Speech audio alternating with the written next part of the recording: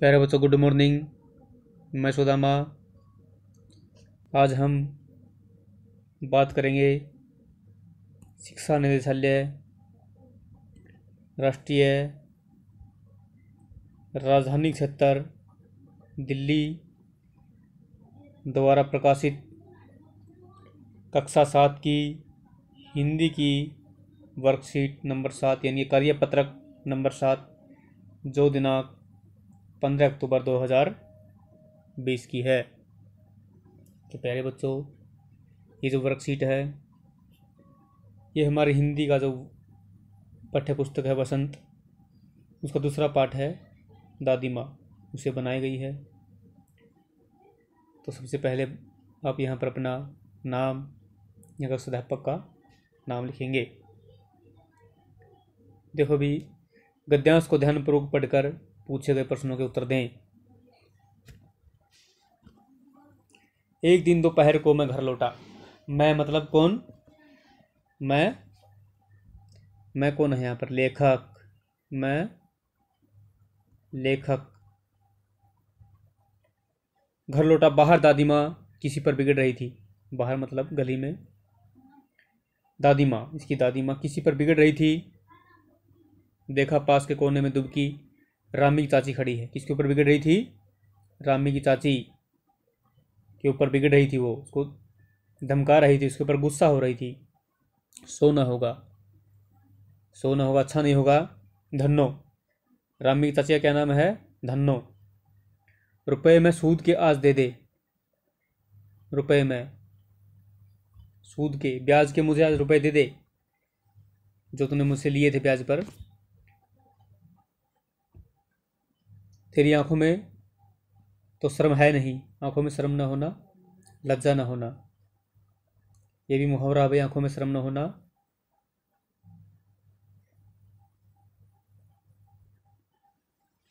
बिल्कुल भी न शर्माना, यानी किसी की शर्म न होना। मांगने के समय कैसी आई थी? पैरों पर नाक रगड़ती फिरी। ये मुहावरा है। पैरों पर नाक रगड़ना, खुशामद करना। क्या? खुशामद करना।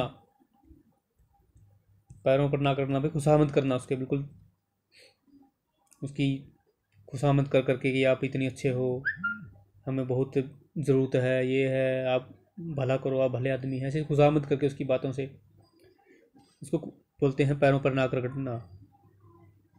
किसी ने एक पाई भी नहीं दी थी। पाई भाई, ये जो पुराने ज़माने में पाई एक इकाई होती थी पैसे की। पाई पैसे की इकाई थी, जैसे आजकल रुपया है, पैसा है।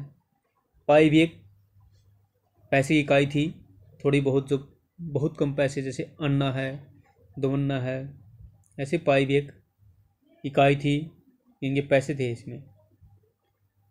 अब लगी है आजकल करने फसल में दूंगी, अगले फसल में दूंगी। अब क्या तेरी खातिर दूसरी फसल कटेगी? खातिर होता है के लिए, खातिर के लिए, खातिर के लिए। कहता कि तेरी खातिर दूसरी फसल कटेगी क्या? कितनी फसल तो कट चुकी है, अब तक तूने मेरे पैसे नहीं दिए। तो दादी माँ है जो इसको धमका रही है। समझ आई है गद्यांश? अब बेटा हम इसके प्रश्न समझेंगे। गद्यांश को पढ़कर आपको क्या लगता है? ऋण किसने किससे लिया? किसने किससे लिया भाई? रामी की चाची ने रामी की चाची ने दादी माँ से ऋण लिया। क्या लिया? ऋण लिया। ऋण होता है भाई ब्याज पर पैसे लेना, ऋण लिया। समझ आया प्रश्न एक? प्रश्न नंबर 2, दादी माँ किस पर बिगड़ रही थी? दादी माँ रामी की चाची पर। दादी माँ रामी की चाची यानी कि धन्नो, क्या नाम उसका? रामी की चाची धन्नो पर बिगड़ रही थी। धन्नो पर बिगड़ रही थी, बिगड़ रही थी। प्रश्न नंबर 3, दादी माँ किस कारण बिगड़ रही थी? किस कारण दादी माँ किस कारण बिगड़ रही थी? क्योंकि धन्नो ने, रामी की चाची क्या नाम है? धन्नो। क्योंकि धन्नो ने दादी माँ के, क्योंकि धन्नो ने दादी माँ के ब्याज के पैसे, ब्याज वाले पैसे, रुपए, ब्याज वाले जो पैसे थे उसके समय पर नहीं दिए। ठीक है भाई, इसलिए इसके ऊपर बिगड़ रही थी। प्रश्न नंबर 4, कि यहाँ ऋण लेने की बात हुई है, अनुमान लगाइए कि किन किन पारिवारिक परिस्थितियों में गांव के लोगों को ऋण लेना पड़ता है। उन्हें कहाँ से मिलता होगा? बड़ों से बातचीत करके इस विषय में लिखिए। कहाँ से मिलता है? किन किन पारिवारिक परिस्थितियों में ऋण लेना, पारिवारिक जो परिवार की समस्याएं होती हैं उसमें ऋण लेना करना पड़ता है। विवाह शादी में। नंबर 1, विवाह शादी में, भवन बनाने में, मकान बनाने में,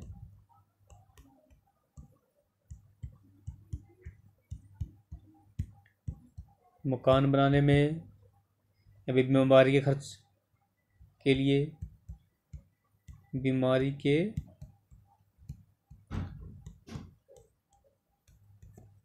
खर्च के लिए,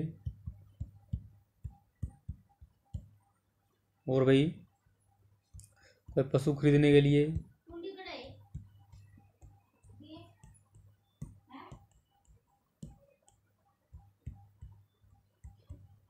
विदेश जाने के लिए,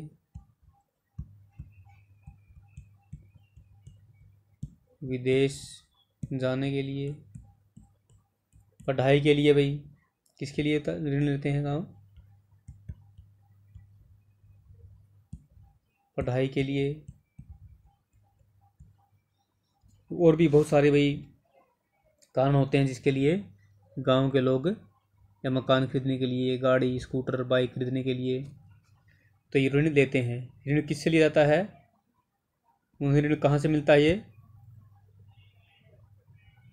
कहाँ से मिलता है? उन्हें ऋण गांव के साहूकार, गांव के साहूकार से मिलता है। गांव के साहूकार से मिलता है, ब्याज पर मिलता है। समझ गए भाई? तो आशा है आप सबको ये जो वर्कशीट अच्छी तरह से समझ में आ गई होगी। तो उसको देखने के लिए आप सबका धन्यवाद।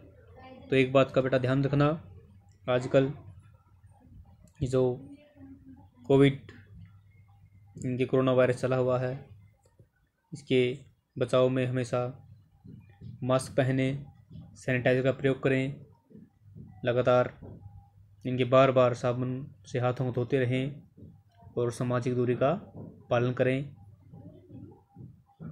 धन्यवाद।